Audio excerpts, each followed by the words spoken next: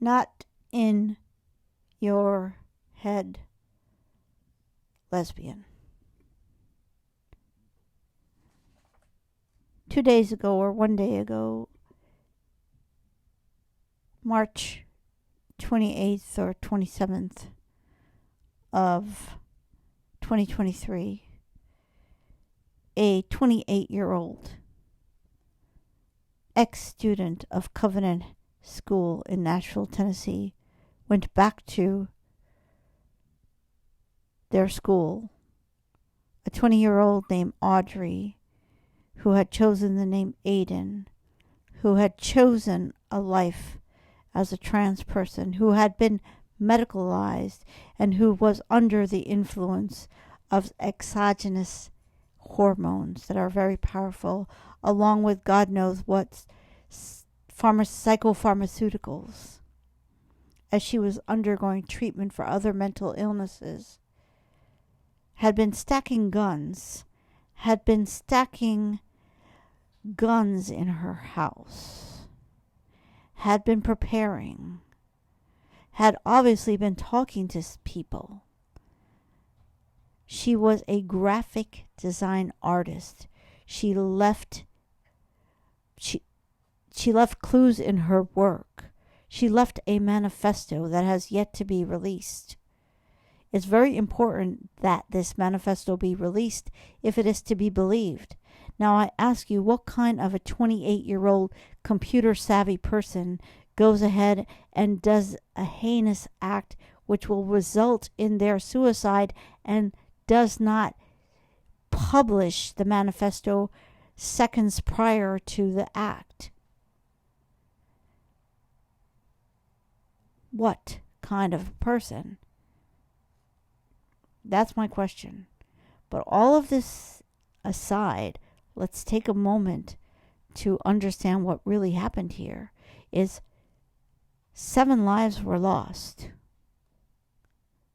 And a community, the Covenant School, and the Covenant Church, and the city of Nashville, and the American people were again shaken to the core to say, be afraid, be very, very afraid.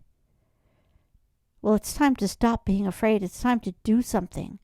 It's time to make a stand and say, you're not allowed to do anything just because you're mentally ill. Take a moment for the 6 lives lost.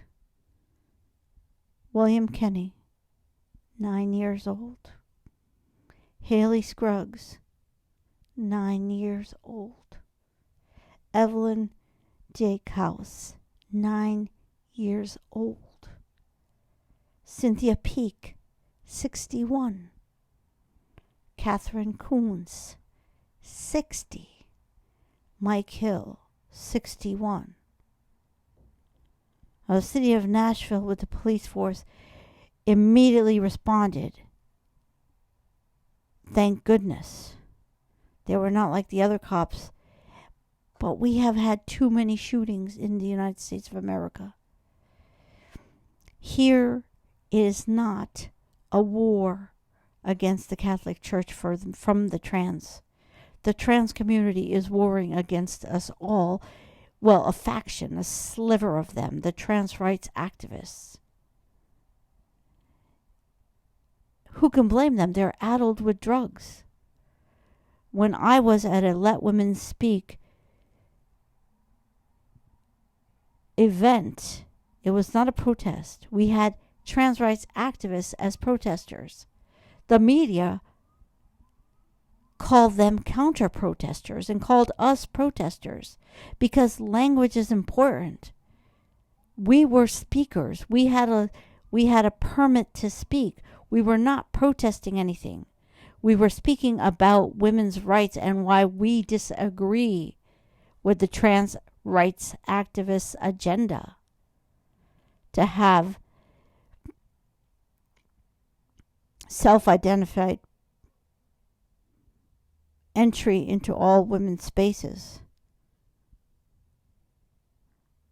Why we are against the medicalization of children, such as this 28-year-old who started early.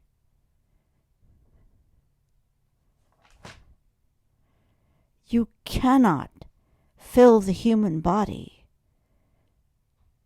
with powerful drugs and then expect the people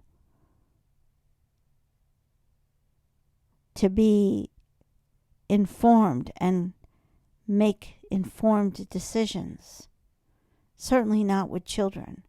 The point here is, it's not a right-wing issue. It's not a left-wing issue. This person did not was not a soldier of an army against the Catholic Church. This person was someone that the medical establishment and the pharmaceutical industry profited from and then unleashed upon a community. And we have hundreds and thousands of them. And it's time to take note.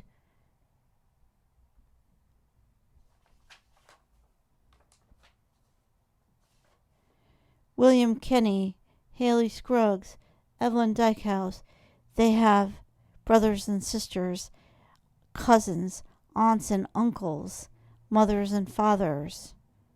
Their whole lives were ahead of them.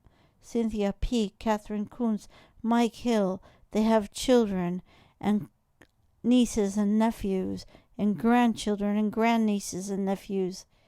These are lives, not 6 that have been affected. All the children there at that school that will go back into that school knowing that their friends were killed.